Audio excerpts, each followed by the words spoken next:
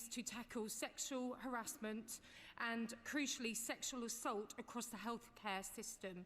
Mr. Speaker, hospitals and care homes should be the safest place to recover from childbirth, accident or illness. What is the Minister doing to deal with predators lurking in our NHS, targeting women at work or, sickeningly, at their most vulnerable? Minister. So the Honourable Lady raises a shocking example there, and it is one of the most shocking experiences, and I think I've said this before from this dispatch box, as coming in as a new minister, to the scale and the depth of sexual harassment for staff and sometimes for women is shocking. We've worked very hard with staff groups to make sure that we have that as a primacy in our strategy, and working with my honourable friend the Minister for Violence Against Women and Girls, that is absolutely part of our attack more generally on misogyny and violence against women, and we absolutely recognise that that needs to be resolved. Ray Goldman, Liberal Democrat spokesperson. Thank you, Mr. Speaker. In September, I raised the case of my constituent Mary in the House. Mary is among the parents of at least 7,000 children who have suffered birth defects because of the anti-epilepsy drug sodium valproate after it was prescribed to pregnant mothers in the 1970s. Next week marks the second anniversary of the Hughes report into the sodium valproate and pelvic mesh scandals. Mary and other mothers like her needed redress and support for their children years ago, and a government response to the Hughes report is now long overdue. What assessment has she made of an impact on the women and their children left in limbo by this government's failure to respond to the Patient Safety Commissioner's report of February 2024? Minister. Well, clearly, as we have discussed in this House, and many people have led the campaign on part of this women, we of course are clear on the impact on those women, as the government will continue to review the recommendations of that report and report back in due course. Chair of the Women's Inequalities, Sarah Owen. Thank you, Mr. Speaker. Question number 5. Minister. Mr. Speaker, our Pathways to Work guarantee will tackle the unnecessary barriers keeping disabled people out of work. Connect to Work employment support will be nationwide by April. Last week we expanded Work Well, and regular meetings of the lead ministers on disability make sure of cross-government working. Sarah Owen. Thank you, Mr. Speaker. Nearly half of disabled people in the UK say they feel it's harder to get a job or keep a job. It's even worse for those with learning disabilities. Just 6% find it into the workplace. Now, the problem isn't just employer discrimination, it's also the UK's infrastructure. 3 in 4 trains are not step-free. Ones like mine in Leagrave are completely out of bounds for people who are physically disabled. What is the Minister doing to ensure that cross-departmental working meets the needs of disabled people to access public spaces and the workforce? Minister. Well, Mr. Speaker, my honourable friend is absolutely right. The disability employment gap is too big. Every department has a lead minister on disability. I chair our regular meetings. My honourable friend, the member for Wakefield and Rothwell, champions disabled people at the Department for Transport, and the Rail Accessibility Roadmap sets out planned improvements for disabled people ahead of the establishment of Great British Railways. Vicky Slade. Thank you, Mr. Speaker. My constituent Becky relies on access to work, but her application was denied, and her ICE application for a complaint has now taken 8 months just to receive an acknowledgement. We can't progress an ombudsman claim until they deal with it. So what is this department doing to arrange for complaints to be dealt with more quickly so people can get back into work? Well, I'd be grateful if the honourable lady would just let me have a note of that particular hold-up with complaints. I mean, there are delays with access to work, reflecting the big surge in demand for access to work, and that's why we've proposed reform. We've consulted on reform, and we'll come back with our proposals now quite soon. We now go over to Jim Shaw. Mr. Speaker, question number 6. Minister. Thank you, Mr. Speaker. Through our 10-year health plan's big shifts, we'll ensure that more tests and care is delivered in the community, improving working between services, using greater use of technology to support women managing long-term conditions, and crucially learning from the work led by the pioneering women's health hubs. Jim Shannon. And I thank the Minister very much for that. Arthritis and other musculoskeletal conditions are the single biggest cause of pain and disability in the UK. It's one of the most common reasons for workplace absences. It affects women and girls, and particularly 60% of those with arthritis in the UK are women, which account for some 6 million women across the United Kingdom. So can I ask the Minister, can the Minister work to ensure that MSK is included in the next phase of modern services frameworks so that health of women and girls is made a priority? Thank you. I thank him for that question. He's absolutely right. The osteoporosis does disproportionately affect women, and it's a crucial part of, as he said, absence from the workforce. Myself and Baroness Merrin, who leads on this work, met with Charlie Mayfield as part of his looking at getting more women back into the workforce, and I absolutely make sure that women's health and these sorts of long-term conditions are part of that. I can't commit to the MSK strategy, but we're absolutely committed to involving this and renewing the women's health strategy. Patrick Hurley. Number 7, please, sir. Secretary. Thank you, Mr. Speaker. And with permission, I will answer questions 7, 8 and 10 together. Tackling child poverty is a moral mission for this government, and your background should not determine what you go on to achieve in life. I am proud that we've now published our historic child poverty strategy that will deliver the largest reduction in child poverty within a single parliament, scrapping the 2-child limit, expanding free school meals and backing families. Andrew Hurley. Thank you, Mr. Speaker. Earlier this week, I visited the Bishop David Shepherd School in my constituency, and I saw firsthand the difference that breakfast clubs are making to children from disadvantaged backgrounds. So can the Minister explain how the government's commitment to expanding breakfast clubs will help tackle child poverty and reduce inequalities across the country? I'm grateful to my honourable friend. He's a real champion for local families, and I'd be grateful if he would extend my thanks to all the staff team at the Bishop David Shepherd Primary School for the work that they are doing. Breakfast clubs make a huge difference to parents, to children, expanding learning and giving our children a great start to the day. And this Labour government will deliver a national rollout of breakfast clubs across our country. Bobby Shanker. Thank you, Mr. Speaker. In Arboretum, in my constituency, half of the children are growing up in poverty. That means hungry mornings, cold homes and kids who are 4 times more likely to face mental health problems by the time they're 11. What urgent action is this government taking across government to tackle child poverty that eliminates health inequalities so that all children can grow up in a warm and a stable society? Sorry. Thank you, Mr. Speaker. Alongside the expansion of new free breakfast clubs, we massively expanding free school meals, expanding extra childcare for families, and that runs alongside our work in rolling out Best Start family hubs in every area, building on the proud Labour legacy of Sure Start to support families early when their children are young. Irene Campbell. Thank you, Mr. Speaker. In my constituency of North Ayrshire and Arran, healthy life expectancy is currently 52.5 years for women and 52.6 years for men. This is shockingly the lowest in Scotland and shows clear evidence of increasing health inequalities compared to other parts of Scotland. Years ago, the Glasgow effect was often cited when looking at life expectancy and at healthy life expectancy, but in this case I fear we now also have a North Ayrshire effect. Does the Minister agree with me that this is no way to start your life and that Scottish Government must do more to address these inequalities, given that they have had the biggest financial settlement in the history of devolution?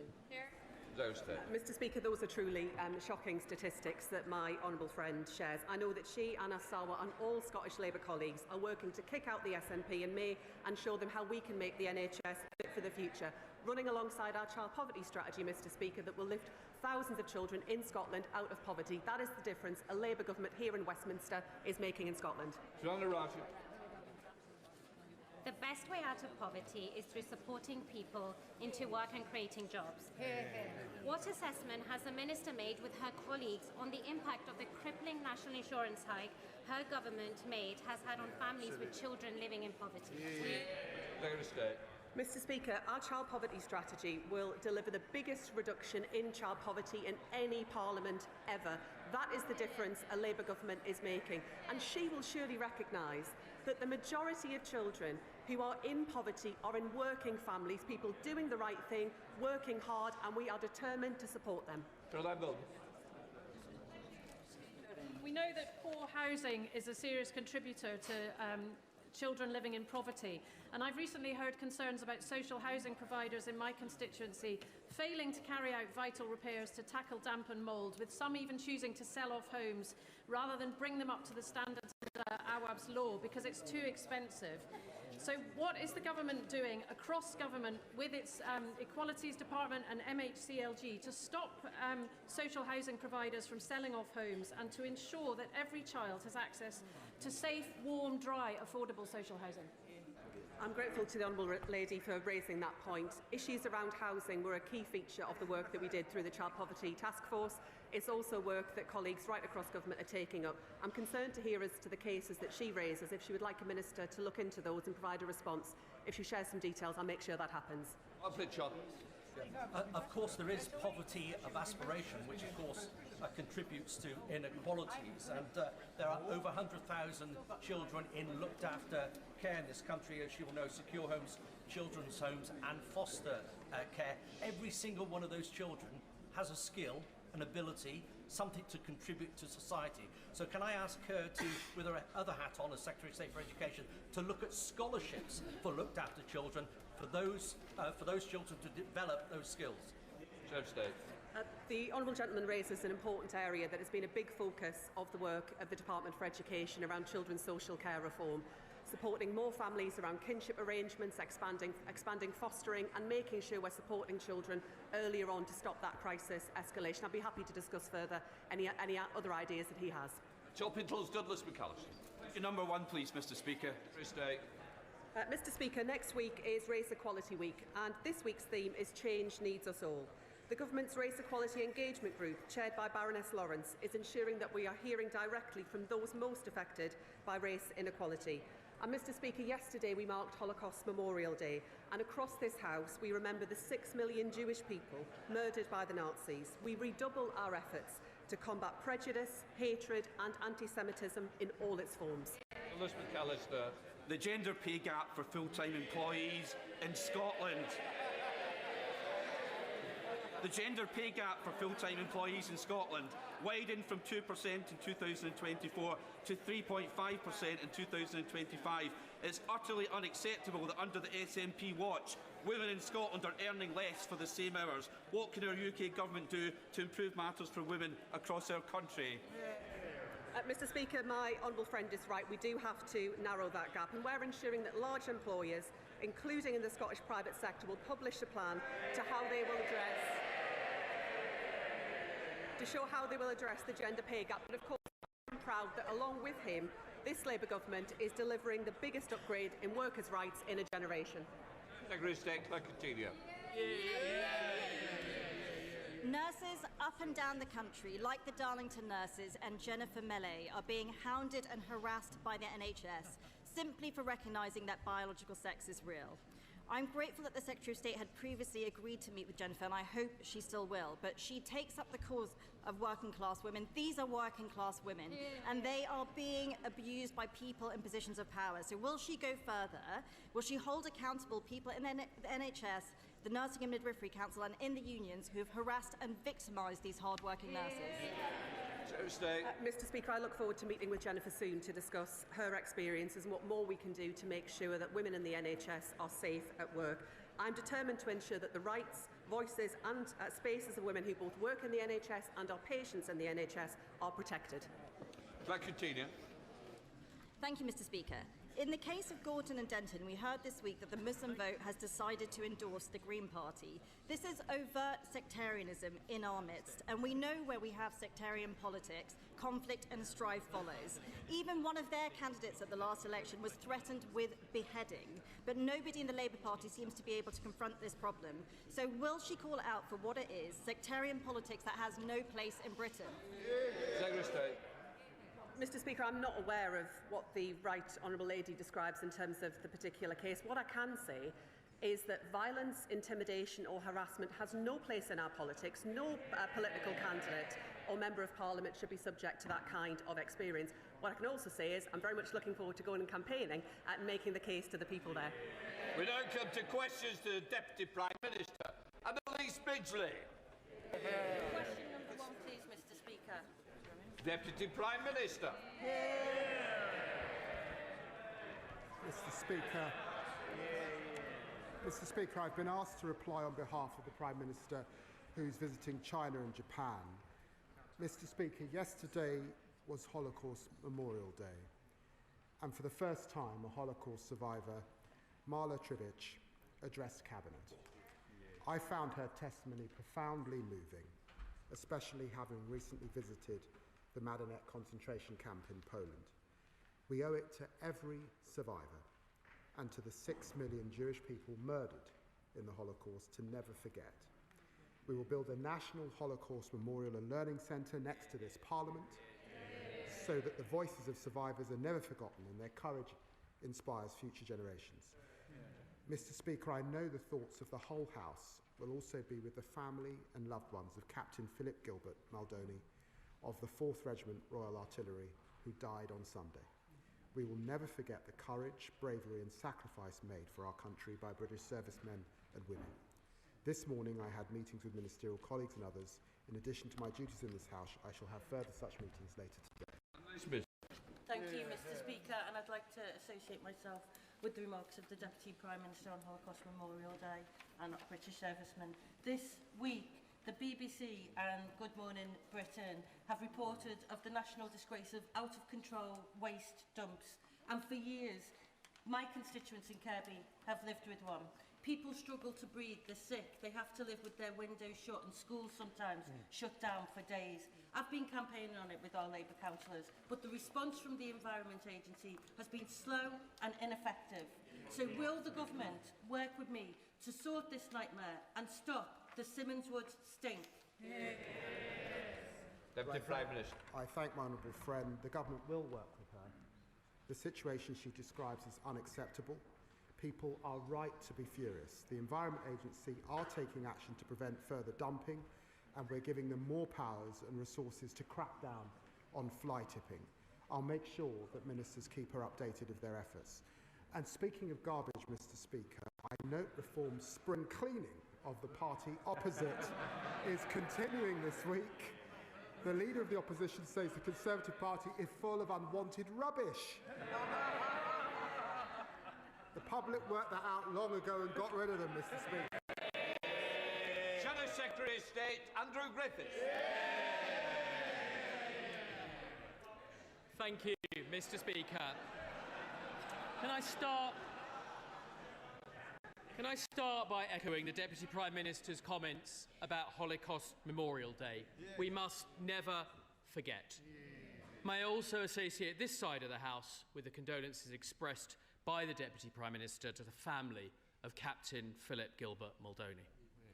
I also offer the condolences of the House to the family of Lord Flight, one of my predecessors in Arundel and South Downs. He served in Parliament with distinction for more than 2 decades. Mr. Speaker, after the Chancellor's U-turn yesterday, can the Deputy Prime Minister confirm that over 90% of retail, hospitality and leisure businesses will get nothing? Deputy Prime Minister. Well, Mr. Speaker, can I welcome the Shadow Business Secretary to the dispatch box and join him? I remember Lord Flight well when I arrived in this House. It's always a pleasure to hear from the co-author of the mini-budget.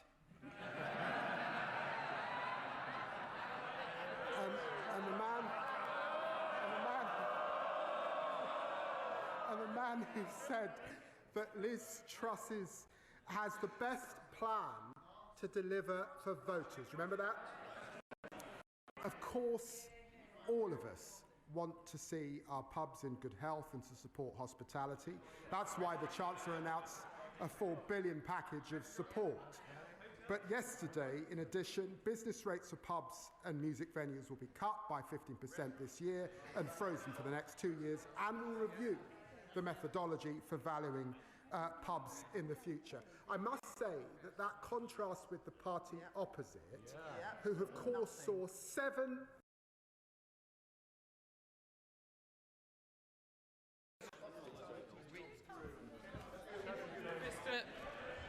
Mr. Speaker, he wants to talk about experience. I spent 25 years building businesses, creating jobs. He spent 25 years manufacturing grievance. And if the party opposite knew anything about business, they would know this is too little too late. Our high streets, their high streets, are bleeding out. The Chancellor's handing out.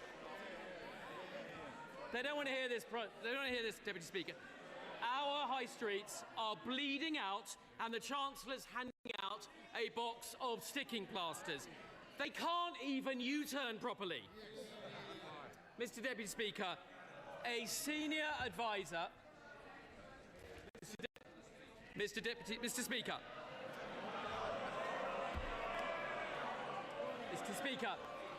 a senior advisor to Andy Burnham said yesterday the Chancellor just wants a cheap headline.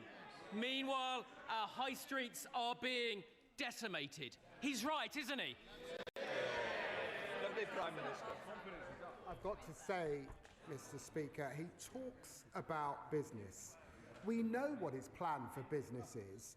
This is the man who opposed the minimum wage and said it was, quote, simply something that legislators pass to make themselves feel good. Well, let me tell him, raising the minimum wage doesn't make us feel good. It changes lives. And Labour's proud of how we're supporting small business.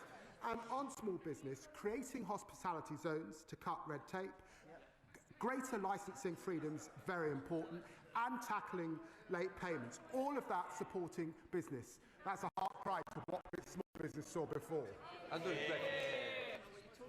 Mr. Speaker, you don't make young people better off by putting them out of work. Mr. Speaker, his MPs are already banned from pubs. Where next? Shops, restaurants, hair salons. That may not make a difference to him or I, but for many of them, they should back our plan to scrap business rates, but they haven't got the backbone to cut welfare to pay for it. And it's not just business rates, Mr. Speaker. Under them, the cost of hiring is up. So could he tell the House how much more does it cost to hire a 21-year-old under Labour? Deputy Prime Minister. He talks about young people. The party opposite left a shameful legacy. 1 in 8 young people not earning or learning when they left office. We're investing a record amount in apprenticeships, which they had on its knees. We're creating talented excellence technical colleges for our young people, and Alan Bilman is doing a review on young people who are currently out of work. By contrast, they would freeze the minimum wage, oppose giving young people an increase. They've got nothing to say for the next generation. Mr. Speaker, you can feel the Deputy Prime Minister's frustration. The Prime Minister's away, the Business Secretary is away, and here he is, left behind Lammy, the designated survivor, having to defend the indefensible. And it's very clear, he doesn't know the answer, Mr. Speaker, so let me tell him. The cost will be up £3,600 a year. Under Labour, businesses can't afford to hire. 1 in 6 young people can't find a job. This government is blocking people who just want to get on in life. People, Mr. Speaker, ambitious people like Andy from Manchester, having his dreams crushed by Labour. So could the Deputy Prime Minister explain why unemployment has gone up almost every month they've been in office? Check his fact. 500,000 people in work more than a year ago under us. The Shadow Business Secretary is in no position to lecture anyone about U-turns, by the way. This man was Boris Johnson's net zero business champion. Now he opposes the renewable investment, creating jobs and opportunities right. Andrew Griffiths. Mr. Speaker, the thing he didn't want to say is that every Labour government leaves office with unemployment higher than when they arrived. And there's a reason for that. They don't understand what it takes to be an employer. They don't understand business. They're strangling business with their red tape, and they're about to make things infinitely worse. So will he tell us his government's own estimate of the cost to business of the Unemployment Act? Deputy Prime Minister. I'm going to take no lectures from you on business. My father was run out of business under the Thatcher government. I know what it's like to grow up under a Tory government. And whilst we're talking about it, 26 Tory MPs and counting have already defected to reform, and now they're all counting down, Mr. Speaker, because today is 100 days until the Tory transfer window slams shut. It's going to be the longest and most disloyal transfer saga since Sol Campbell left Spurs. I don't know where he is, has signed 3 white ringers in the past fortnight. Andrew Griffiths. Thank you. I don't know what's in his head, Mr. Speaker. It's our party that is getting stronger. And overnight,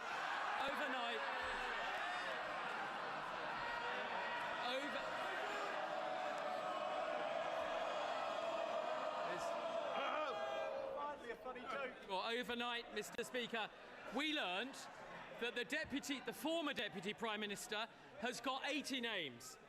On Sunday, we learned that the Health Secretary's allies claimed that he's got 200 names, and oddly, 50 of them want the Mayor of Greater Manchester, who's not even in this MP.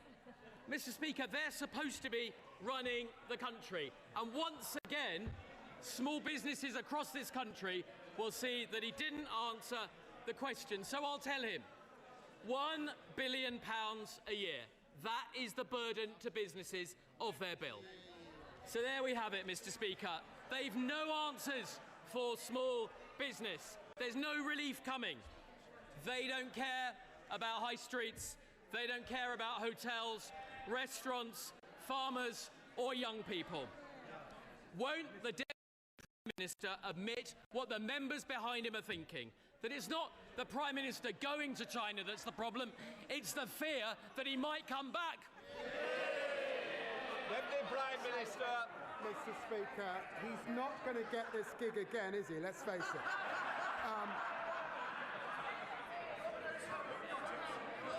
Mr. Speaker, I've set out our position very clearly. This was the week when the leader of the opposition told Desert Island Disc that Britain needs to learn to queue again. And Tory MPs have taken her quite literally. Outside the member for Clacton's office, while they squabble about the damage that they did to that it's not the Prime Minister going to China that's the problem, it's the fear that he might come back. Deputy Prime Minister. Mr. Speaker, he's not going to get this gig again, is he? Let's face it.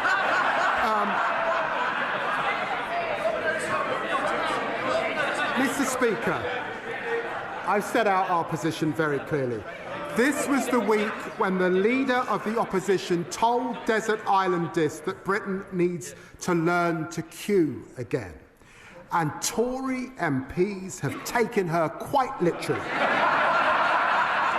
They're lining up outside the member for Clacton's office while they squabble about the damage that they did to our country.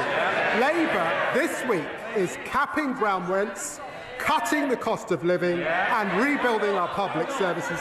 That's the difference a Labour government makes, and there's much more to come.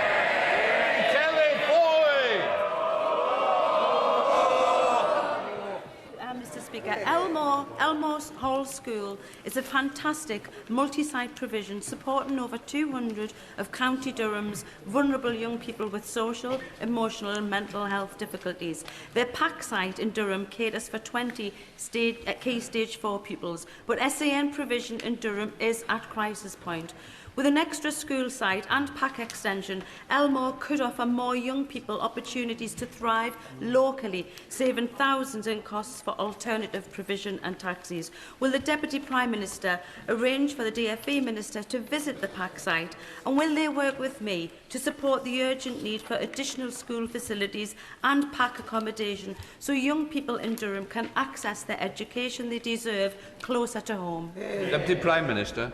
Well, I'm very grateful to my honourable friend. We're focused on fixing the SEND system so every child, wherever they live, has the support that they need to thrive. And we will continue our national conversation on reforms.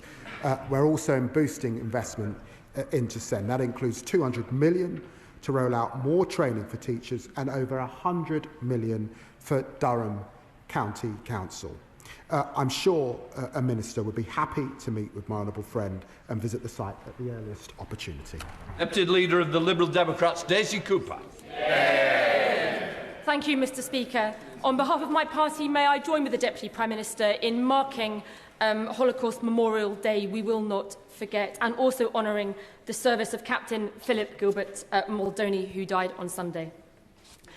Mr. Speaker, whilst the Chinese regime still holds British citizen Jimmy Lai captive in prison, and whilst the Chinese regime continues to hunt down pro-democracy protesters on the streets of Britain with bounties on their heads, the British Prime Minister has gone cap in hand to China to ask for a trade deal on the promise of a super embassy from which the Chinese regime will continue to spy on us.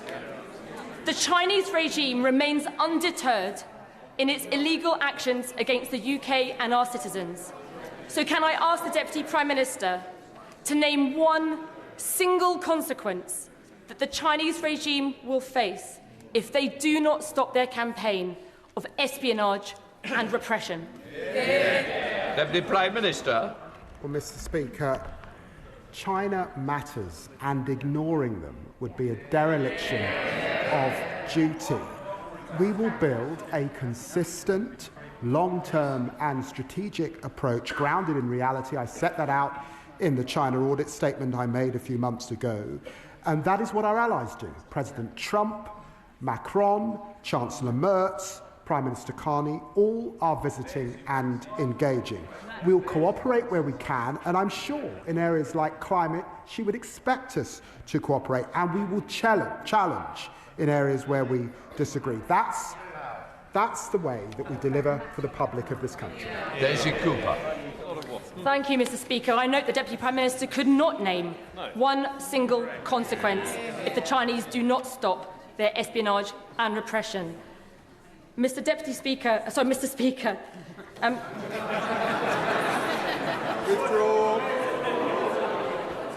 Mr. Speaker, the Deputy Prime Minister has responded as if the world has not changed.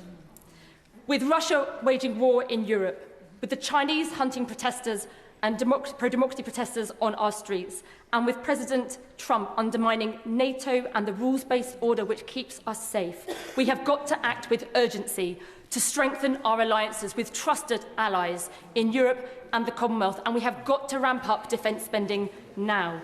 Can I ask the Deputy Prime Minister, will he consider as a first step the Liberal Democrat plan to issue defence bonds to raise £20 billion in the next 2 years in order that we can rebuild our armed forces and give British savers the opportunity to invest in the defence of our nation? The Prime Minister. I've got to say, I've been here long enough to remember when Labour left office, 2.5% we were spending on defence, and when they were in government with them, they cut it. John Slinger. Thank you, Mr. Speaker.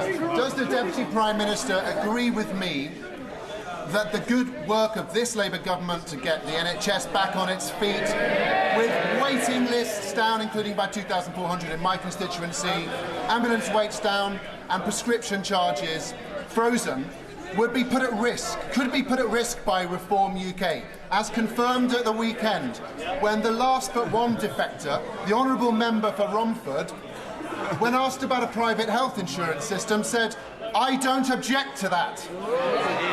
Deputy Prime Minister. Well, he's right. Waiting lists are down 3,200 in his local area, and he's right to highlight the progress with our plan to get the NHS back on its feet. Thanks to this Labour government decisions, waiting lists have fallen by over 300,000 since the election, and we delivered 5.2 million extra appointments, slashed ambulance response times, and recruited 3,000 more GPs. Meanwhile, the member for Romford confirmed at the weekend that Reform would support privatising the National Health Service.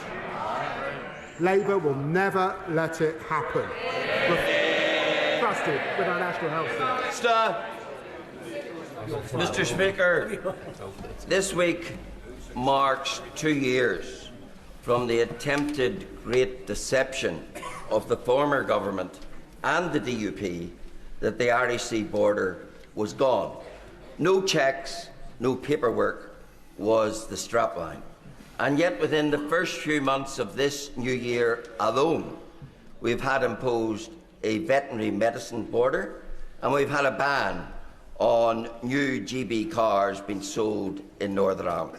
And now the EU says that from July it plans to impose a €3 charge on small parcels coming into Northern Ireland. What sort of government allows a foreign power to impose a tax on parcels coming into its own territory? Deputy Prime Minister. Well, Mr. Speaker, I looked at this specifically when I was Foreign Secretary. We've provided a wide range of guidance and support to businesses. We've not seen evidence of significant disruption to the flow of parcels. However, of course, HMRC stands ready to provide support wherever businesses have difficulties. Alex Boriscup. Mr. Speaker. When the Prime Minister recently visited my constituency of Cardiff West in Ely to launch the UK Child Poverty Strategy, I took the opportunity to discuss with him that much-needed Pride in Place funding that we want in Ely and Cairo. My constituents are telling me they want it in important things such as a youth zone and in recreational sports activities. So will my right honourable friend agree to meet with me to discuss securing this vital funding for my constituents in Ely and Cairo? Deputy Prime Minister. Well, of course, I'll ensure that my honourable friend gets the meeting with the appropriate minister. Look at the difference that Labour is making in Wales. NHS waiting lists have fallen 6 months in a row thanks to the largest ever devolution settlement, 445 million into Welsh Rail, new offshore wind projects, AI growth zones, and the UK's small modular reactor in Anglesey. That's the difference a Labour government makes. Richard Ford. Thank you, Mr. Speaker.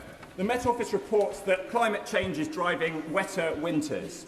Yet the US withdrew from the Paris Climate Agreement yesterday on the same day that much of the West Country disappeared under flood water. My part of Devon is submerged and needs better flood defences. Would the Deputy Prime Minister like to invite his US counterpart on a fishing trip to the southwest? Deputy Prime Minister. Well, I'll get a licence if I do, but my sympathies are with his constituents affected by the recent floods. We're investing a record £10.5 billion into flood defences to protect 890,000 homes. The flood defences are inherited, of course, from the party opposite, which was shameful. But we've committed to net zero and the Paris Agreement. It's good for lowering bills, good for jobs and investment in the UK. Elsie Blundell. In my borough, the social housing waiting list exceeds 7,000 live applications. Council housing offers my constituents the safety and security that they deserve. What further steps can the government take to speed up the delivery of the social and affordable homes programme and build the high-quality social housing my constituents deserve? Prime Minister. She's absolutely right. We believe in council housing on this side of the House. We're investing $39 billion to deliver the biggest boost to social and affordable housing in a generation, and that will deliver 300,000 social and affordable homes with at least a 60% rate, and will bring forward legislation to strengthen councils' ability to buy back homes sold under the Right to Buy scheme. The Scottish press is full of stories about the plot by Scottish Labour MPs to bring down the Prime Minister. One Scottish Labour MP said he's terrible. Another Scottish Labour MP said the handling of the budget had been incompetent. And yet another Scottish Labour MP predicted that Scottish Labour would be slaughtered in May's election. They're not wrong, are they, Deputy Prime Minister? Deputy Prime Minister. The people of Scotland have a big decision later on this year. Certainly not to vote Conservative, to get rid of SNP and vote Labour. And I and my colleagues will be campaigning every single day to bring that about. Vicky Bolscroft. Thank you, Mr. Speaker. As the UK's first borough sanctuary, Lewisham has a proud history of welcoming people fleeing conflict, persecution and instability. Our council works closely with support organisations to help those people integrate and contribute to our community. So how will the Deputy Prime Minister ensure that proposed reforms to the asylum system support rather than undermine the positive outcomes already being achieved in boroughs like mine? Deputy Prime Minister. Well, I'm grateful to my honourable friend for raising this issue. Britain has always been a fair, tolerant and compassionate country that has offered safe haven to those fleeing peril, and this government will always defend those values. We're introducing the largest overhaul of asylum policy in modern times to restore control, contribution and fairness. That includes creating new, capped, safe and legal routes for refugees. Asylum claims are falling across Europe, but in Britain they are rising. So we must make it less attractive for those who are coming here illegally to come to Britain and easier to remove them, and that's what we'll continue to do. Mr. Speaker, 6 in 10 families say their pay is going backwards, with the lowest earners £73 a week worse off, and middle earners are worse off too. So will the Deputy Prime Minister admit that his government, this government, has broken its promise to improve living standards? Deputy Prime Minister. Real wages have risen nearly every single month since we came into office. Thank you very much, Mr. Speaker. Sergeant Matthew Telford, Trooper Robert Pearson and Guardsman James Jimmy Major, aged just 18, 3 heroic servicemen from Great Grimsby and Cleethorpes who made the ultimate sacrifice on their tours of Afghanistan. I want to put on record my condemnation of President Trump's plain wrong comments that so undermine the commitment of our brave British servicemen and women at home and abroad, which the Deputy Prime Minister has rightly recognised. This government has launched the Valour system to ensure that our veterans' support offer on housing, health, welfare and work is fit for purpose, fully backing our forces. That's in stark contrast to the leader of Reform, who happily takes cash to champion the IRA. Shame. My local armed forces charities want to know if he can set out how urgent action is being taken to house homeless veterans by this government under Valour. Deputy Prime Minister. One of the greatest privileges of my life is visiting our servicemen and women who are stationed abroad. We're renewing the contract with our veterans, providing millions to eradicate veteran homelessness and investing £50 million into a nationwide network of support centres. I also want to take this opportunity to pay my respects to Private Jonathan Kitulongoda. He was the first British soldier killed by enemy action in Afghanistan on this day in 2004. He was just 23. The valour and heroism of those who have served our country to keep us safe must never be forgotten. Thank you, Mr. Speaker. A month ago today, protests erupted across Iran. In response, the Iranian government launched a deadly crackdown. They fired indiscriminately on protesters and they've shut off internet access to hide what they were doing from the outside world. In April 2024, the then Shadow Home Secretary, now the Foreign Secretary, asked the Conservative government if they would finally proscribe the Islamic Revolutionary Guard Corps as a terrorist organisation. And just 2 weeks ago, she described the Iranian regime as a consistent threat to the UK's stability, security, freedom and our national interest. The world order that we thought we knew is being shaken up. The US is no longer able to show moral leadership to governments that kill their own citizens. Can this government step up and take the lead, and will they now proscribe the IRGC? Deputy Prime Minister. Well, I utterly condemn the Iranian regime's brutal repression of peaceful protesters. It's a long-standing position under successive governments not to comment on whether a specific organisation is being considered for proscription. We have long criticised Iran's authoritarian regime and taken robust action to protect UK interests from Iranian state threats, and that includes over 220 sanctions on Iran, placing the entirety of the Iranian state on the enhanced tier of the Foreign Influence Registration Scheme. We're working at pace, of course, to explore what further measures can be taken to respond to these horrific... Thank you, Mr. Speaker. Mr. Speaker, violence is again escalating in north-east Syria, in Rojava, with humanitarian crisis unfolding, and the city of Kobani under siege yet again. The Kurdish communities who fought and helped defeat ISIS now feel abandoned by their Western allies. Will the Deputy Prime Minister commit to working with our allies to hold the Syrian regime to the March 2025 agreement by securing protection for Kurdish civilians, pushing for a meaningful immediate ceasefire, opening humanitarian corridors into Kobani, and supporting constitutional recognition for Kurdish region? Prime Minister. Well, recent events in Syria have been deeply concerning. This is a significant moment for Syria's future, and we're using every diplomatic lever to urge all parties to stop the violence, protect civilians, and ensure humanitarian support can be accessed. The Foreign Secretary has highlighted the importance of protecting the rights of the Kurdish community to Syrian's Foreign Minister this week, and we have consistently advocated for an inclusive political transition. We remain committed to standing with the Syrian people as they seek to build a more stable, free and prosperous future. Lee Anderson. Thank you, Mr. Speaker. It was reported on the TV yesterday that the Labour backbenchers are revolting. Now that is a matter of opinion. You don't have a TV licence. Unlike the Labour backbenchers and the Prime Minister. You don't have a TV licence, please.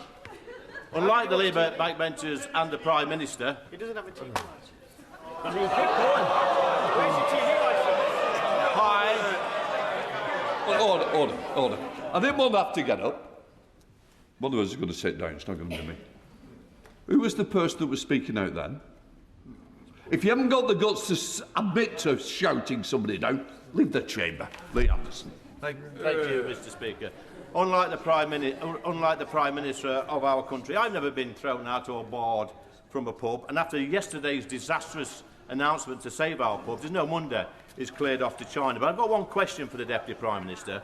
Will he come with me to Ashfield to visit some pubs and speak to some landlords and explain to them why over 500 pubs have closed since this Labour government came into power, and why another 500 pubs will close in the next year? Come on, be a man. Deputy Prime Minister.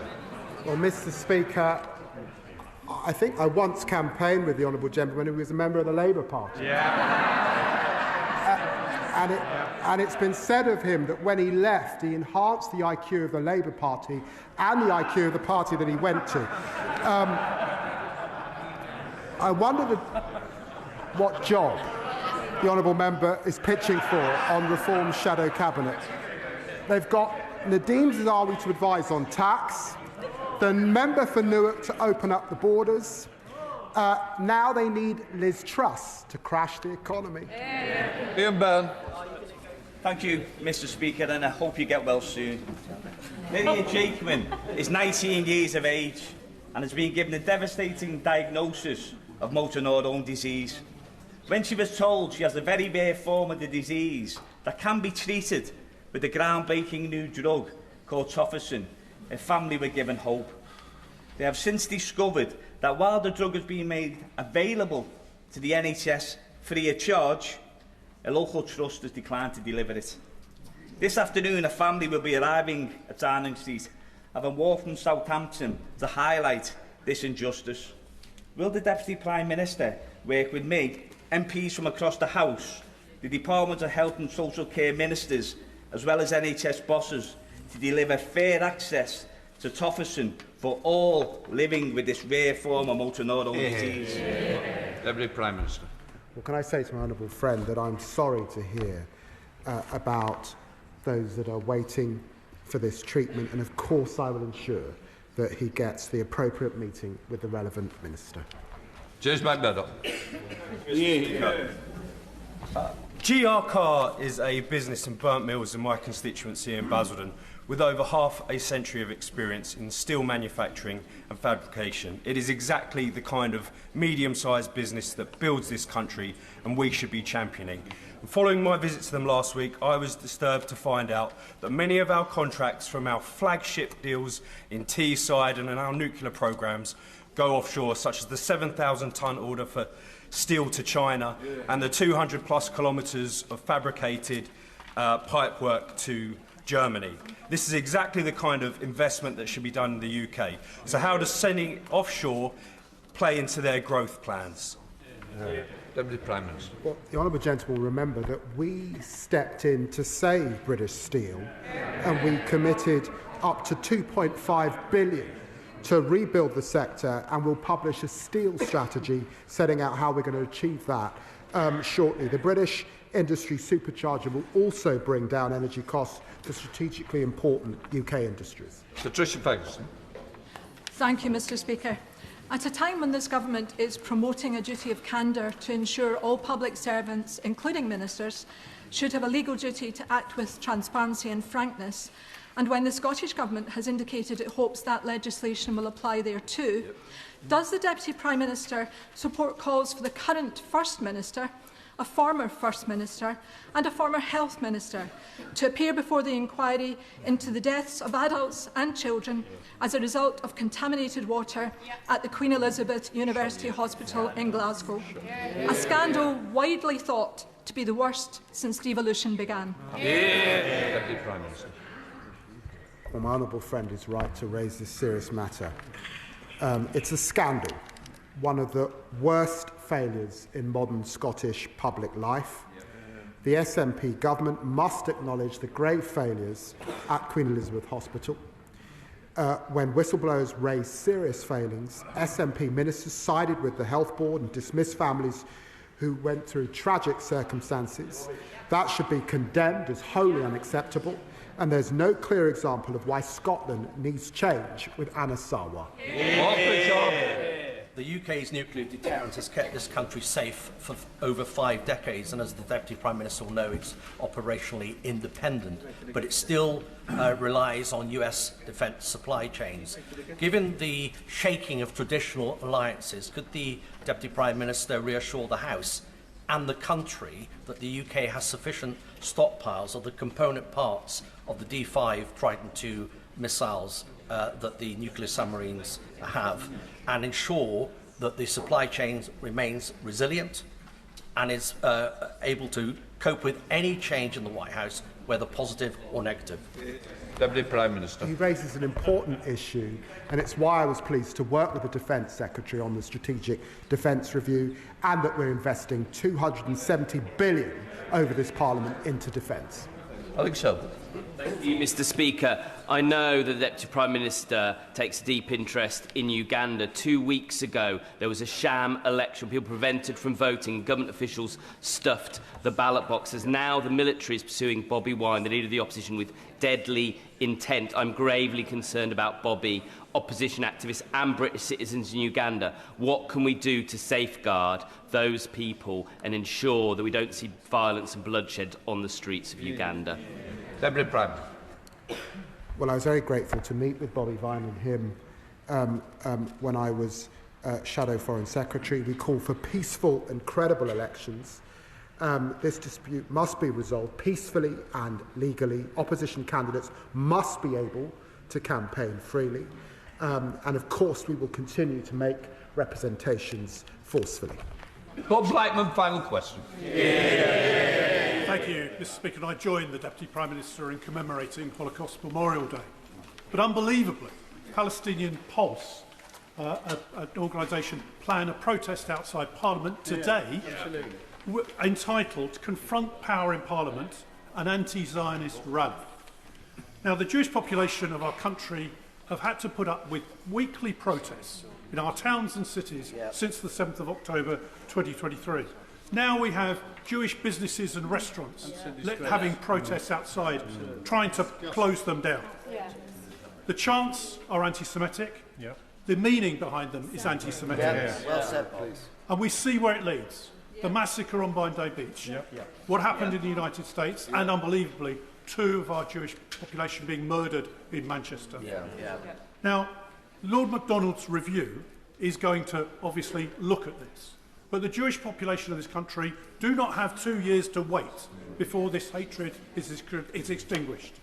So will the Deputy Prime Minister take concrete steps to ensure that anti-Semitism is driven out of our country? Deputy Prime Minister. Well, I'm very grateful to the Honourable Gentleman. He and I have worked cross-party on these issues over many years, particularly as I represent Stamford Hill, one of the historic homes of the Jewish community, and he's quite right. The rising anti-Semitism that we see, the nature of some forms of protest is intolerable and unacceptable. That is why the Home Secretary has set out the plans that she has, and I will continue to work with her closely to drive anti-Semitism out of this country. That completes Deputy Prime questions. Let the front benches change over.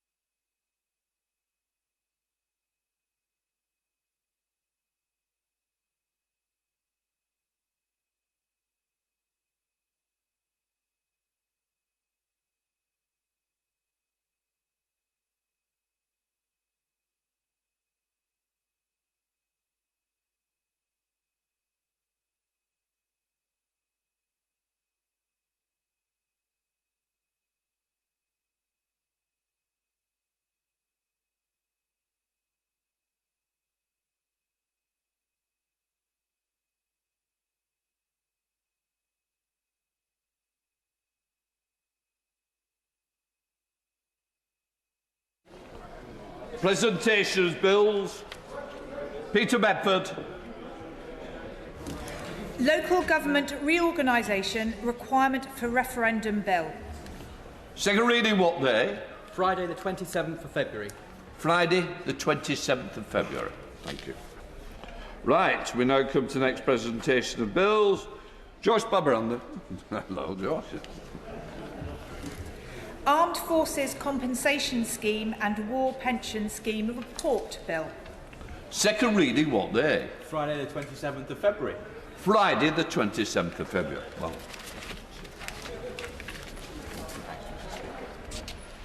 We now come to the 10-minute rule motion. It's about flooding from George Freeman. Thank you, Mr. Speaker. I beg to move leave be given to bring in a bill to make provision about the responsibilities and duties of certain authorities and agencies in respect of inland flood prevention, to make provision about the powers of local flood authorities and internal drainage boards, to require the Secretary of State to report to Parliament on the funding of LFAs and IDBs, to provide for the designation of internal drainage board pumping equipment as critical national infrastructure, to require the Secretary of State to prepare and publish a report on the potential merits of establishing a flood compensation fund to support homeowners whose primary residence has become unsaleable as a direct result of flooding, to make provision about the flood reinsurance scheme, to make provision about the responsibilities of developers and water companies in respect of the provision of drainage upgrades with new housing developments, to make water companies statutory consultees for certain planning applications, and to place a duty on fire and rescue services to respond to flood events, and to make provision for national and local digital flood mapping and for connected purposes. Mr. Speaker, when you hear Norfolk and floods, I imagine that you, sir, and like most, think of coastal flooding, salt marsh flooding, storm tides eroding our cliffs, river flooding, the Broads, but not inland flooding from surface water runoff overloading drains and sewers, which is all too often overlooked, which is why I'm introducing this bill today. Mr. Speaker, you are probably, like many, wondering, why is mid-Norfolk flooding? It's Breckland, it's dry, it's sandy, it's inland. The clue is in the name. It should not be flooding. But over the last decade or so, we've seen a spate of inland surface flooding in 23 of my 130 villages, increasing every year. Why? Yes, climate change. In 22-3, we had the wettest October, November, December, January, February and March on record. But also lack of maintenance of council highway culverts, a lack of maintenance of farm ditches, inadequate funding of internal drainage boards, who, by the way, have been doing a really good job since about 1560 when they were created, and local flood authorities. The relinquishing of riparian rights. I'm sorry to say, I think the Environment Agency rather more focused on rivers as habitats than channels to get water off the land. But this is happening in many areas. Why mid-Norfolk? The big factor in mid-Norfolk is new housing.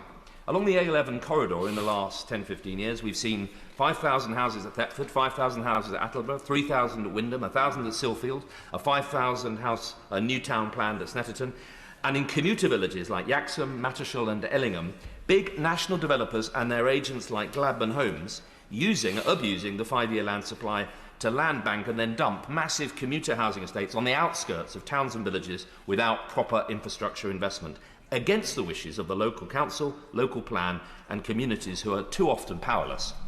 I want to make clear that I am not against house building, nor all developers. We have excellent local developers in Norfolk like Able Homes, who build excellent homes and estates across many of my towns and villages. They aren't the problem.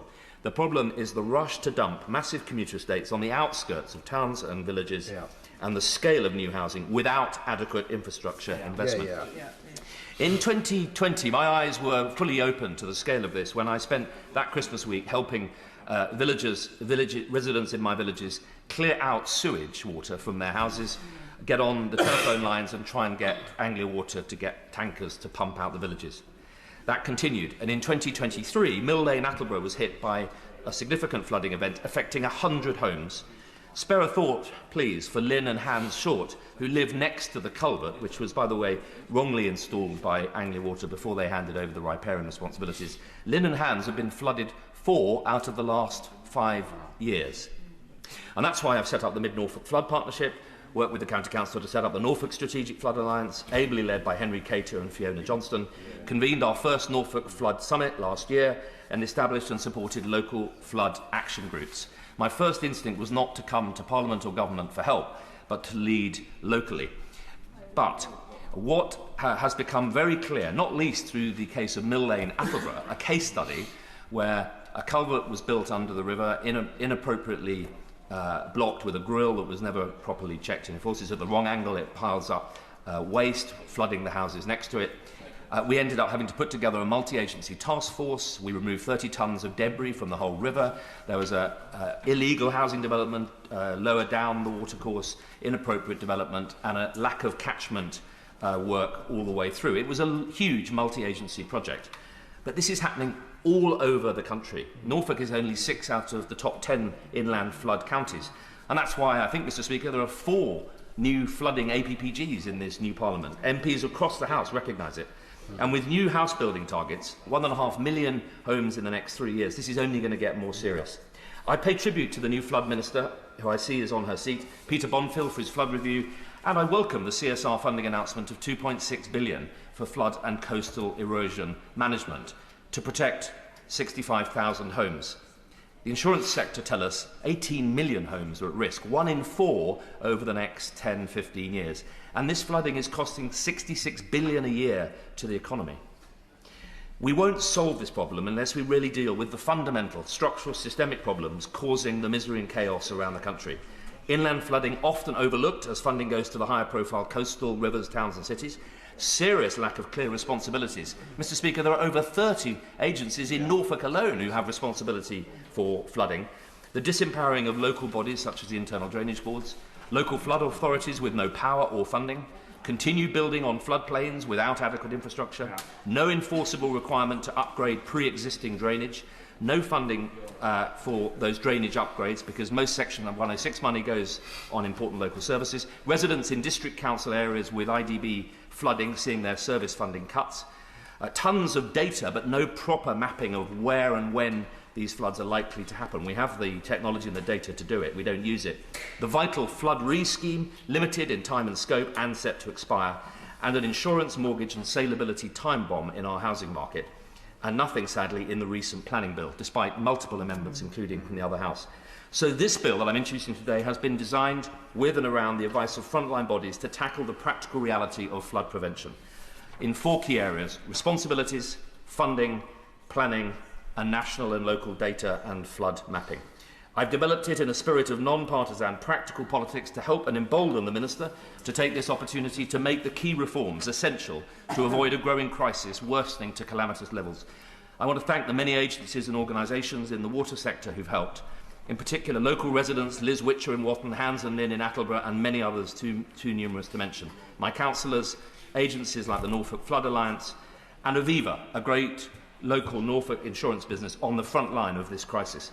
But most of all, this is a bill shaped by and for those poor people up and down this country who, like Hans and Lynn Short at Mill Lane, Attleborough, live in fear of going through the hell of their homes being flooded, through no fault of their own, but because the system has failed them. The planning, drainage, sewerage, insurance and flood prevention system has evolved without design. No single body or person is responsible. That's the problem. It's not fit for purpose today, let alone for the 1.5 million new homes set to be built in the next 3 years. We were all sent here to make the system work for the people who pay their taxes, pay our wages and expect us to deliver. We owe it to them, to the next generation and to repairing public trust in our politics and this Parliament to fix it. And this bill is designed to help the Minister do just that. And I commend it, Mr Speaker, to the House. That the honourable members have leave to bring in the bill.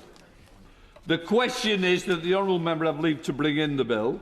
As many of that opinion say aye. Aye. The contrary, no. I think the ayes have it. The ayes have it. Who will prepare to bring in the bill?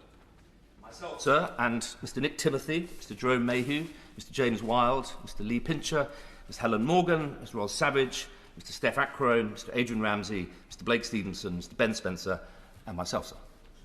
Yes.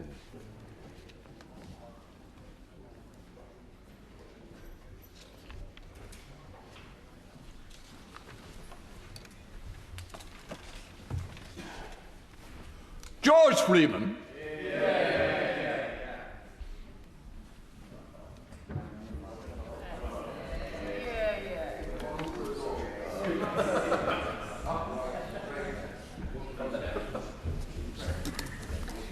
Flooding bill. Second reading what day? Friday, 10th of July, sir. Friday, the 10th of July. I thought you'd had your Wellington something. Take care, George. We now come to the Opposition Day motion on the British Indian Ocean Territory.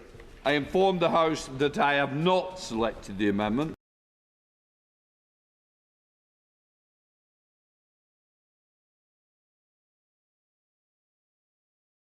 Speaker, I beg to move the motion that stands in my name and in the names of the Honourable and Right Honourable friends.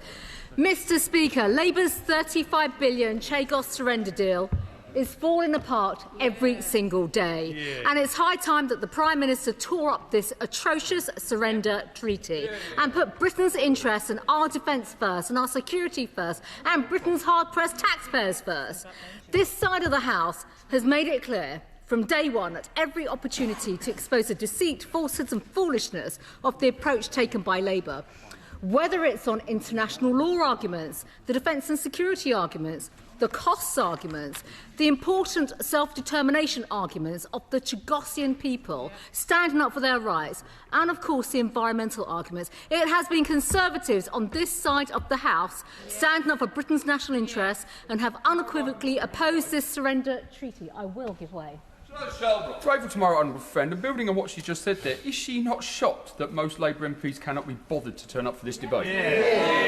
And is absolutely right. And, you know, I just think it demonstrates their disdain and contempt for the British people, quite frankly. It really does. And while the Prime Minister and, in fact, their various ministers travel the globe, it's pretty obvious that they all go around waving the white flag of surrender. They can sit there chuntering, but the British public can see exactly what's going on with this government. Weak people and giving away their money. Had the Prime Minister... So the Minister is chuntering about starting the negotiations. This deal is on him. It's on their government. It's on the Labour government and your lefty friends and your international law agreements. And perhaps he'd like to listen, because had the Prime Minister... You can sit there, absolutely do listen, because they may learn a few things today. Had the Prime Minister and his dear friend, the Attorney-General, perhaps she'd like to contribute to the debate. She'd perhaps put her name in to even speak. Then I suggest she sits and listens. Had the Prime Minister and the Attorney-General and the real Foreign Secretary, Jonathan Powell, and the current and former secretaries who are in former secretaries in name but only, got their way, then the Mauritian flag would already be flying over the Chagos archipelago, and hundreds of millions of the 35 billion of taxpayers' money would already be in the coffers, lining the coffers of a foreign government. I will give way. Yeah. My right honourable friend, may I invite her to challenge the Minister to deal with the issue of the Palindaba Treaty, which came into force, I think, in 2009, designed to prevent African nuclear proliferation. If we breach that treaty by means of this deal, it will open up an opportunity for all kinds of hostile powers, including China and others, to site nuclear weapons in Africa. Do the government realise that? And I know my honourable friend certainly does. Yeah, well, my honourable friend is absolutely right. And, of course, again, it's this side of the House that's been raising this issue, because guess what? It gives succour and strength to Britain's enemies. So all the people, basically, that are working against us, China, Russia, Iran, you know, they'd be accelerating, they're plotting with their Mauritian friends on how to undermine the operationalisation of the military base at Diego Garcia and exert their influence in the Indo-Pacific at the expense of all our interests. I will give way. I commend the Shadow Minister and indeed the Conservatives for bringing forward with a consistent focus on what they're trying to do. But does the Shadow Minister share the concerns over the long-term guarantee for the UK and the right to extend the military lease and the right of access within the treaty, and the fact that this essential base can never have no ambiguity attached to it in any way? Is absolutely right. And this speaks to the fundamental point about the capitulation, the surrender, the way in which this government has worked night and day, we see it now, in terms of working against Britain and Britain's interests, and that is unforgivable. I will give way to my right honourable friend. My right honourable friend, who I must say is making an excellent start to this attack on the government. But I will ask her this simple question, which shouldn't we also dig a little bit deeper as to some of the linkages between, say, the Prime Minister and some of his earlier colleagues, to learn that Philippe Sands, who was representing the Mauritian government, had a deal done with the Russians over Crimea, in which he assured them, I understand, that the granting of independence and ownership for Mauritius would not impinge on their right to stay in Crimea, which brought them to vote and support this. Doesn't that look to you, like to my right honourable friend, and to myself, as absolute method traitorship? Yes, my right honourable friend has made his point very clearly. This is a government that effectively is not standing up for our values, our interests, or even making any effort whatsoever to demonstrate that it's on the side of our national security. And fundamentally, this is what it's been all about. And, Mr. Speaker, you will absolutely know it's been the diligent work and the scrutiny of Conservatives in this House and in the other place that's led the government being forced to pause in this surrender through our diligent diplomatic engagement with the US administration, asking over 400 parliamentary questions, 2 opposition day debates, and thanks to you, Mr. Speaker, urgent question after urgent question, here to demand answers which they never provide, they only hide. This is all thanks to this government's shameful and outright contempt of Parliament and the British public. We have proudly made representations on behalf of the Chagossian people. Not only have they been betrayed, Mr. Speaker, but they're also now being threatened in Britain, and their family members are now being intimidated by people associated with the government of Mauritius, who seem to be learning how to conduct transnational repression from their Chinese Communist Party friends. This Labour government will go down in history for many, many terrible things, and they can now add to that that list of shame the repression and betrayal of the Chagosian people. Labour must rethink their deeply corrosive policy, which is putting our security and the safety of the Chagosian people at risk. But instead, we have a weak and feeble Prime Minister, currently on his knees in Beijing, who will do anything possible to push through this deal, a deal that has been constructed and negotiated by his left-wing international lawyer friends, whose views he seems to value much more than the British people and the Chagosian community. And, Mr. Speaker, we all know how this has gone completely wrong. The Prime Minister can take a different course, and it's gone wrong because this surrender is completely unnecessary, because, as this side of the House knows, it's based on an advisory opinion. Exactly. And ministers have failed to give convincing answers as to why we will accept this. There is no answer on what enforcement mechanisms would exist. So tell us today, please, other than some hypothetical comments about the electromagnetic spectrum and the ITU. Mr. Speaker, we not only have a government of incompetent politicians, it's a government of incompetent lawyers. And in the words of President Trump, Labour is surrendering sovereignty for no reason whatsoever. But it's not just the fact that they are misinterpreting international law, given that this Labour government's obsession with international law. It is surprising and shocking to see that they've overlooked essential detail, Mr. Speaker. Very important detail. This detail in the 1966 UK-US exchange of notes, which is now the third time I brought this to the dispatch box in just the last week.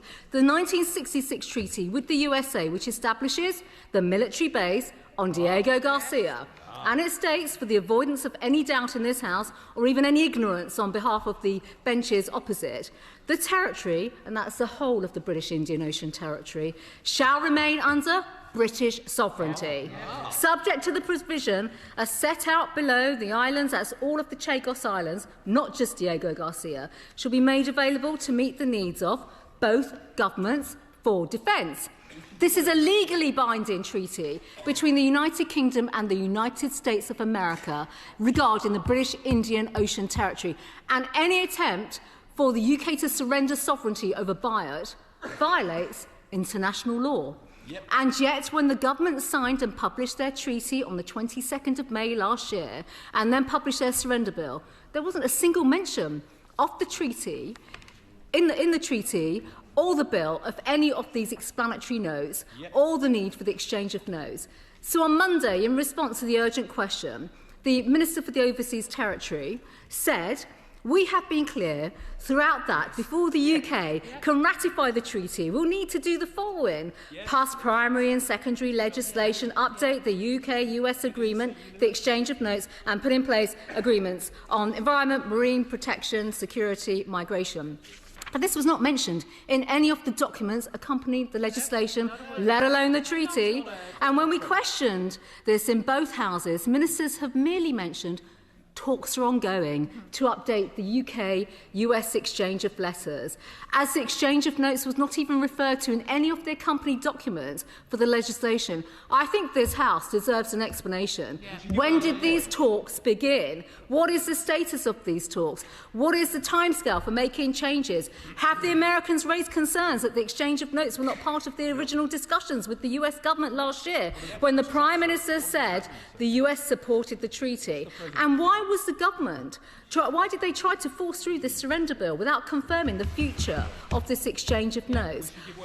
I will give way. Very grateful to give way, because the key question on this part is negotiations may well be ongoing, but this rests on whether the UK can make a unilateral decision to give sovereignty away without the blessing of the US. Now, I posed this question. It was posed 3 times on Monday, and the minister simply said it's in discussion. So the ministers need to answer directly today, can this be done unilaterally or not? Well, this is the perfect debate and opportunity for the government, and perhaps the minister would like to intervene right now, and I'm very, very happy for her to answer that question. And I think, just shortly, and I think there is also another question. Has the American administration questioned why the British government, the United Kingdom, would want to give up sovereignty of the British Indian Ocean Territory and, in doing so, violate international law? For once, the minister just needs to be straightforward and give precise answers to what are precise questions that these benches have, because the government has continuously failed to do so. And by the way, British taxpayers rightly want an explanation as to why their taxes should line the pockets of the government of Mauritius without full and proper scrutiny and disclosure and transparency that they deserve. So perhaps the Minister can tell us what exactly did the National Security Advisor, Mr Powell, and the former Ambassador, Lord Mandelson, do we remember him? What did they tell the US administration about the surrender treaty? It is well known that the government is run by its friends and cronies, and it's also well known that Jonathan Powell, a friend of China,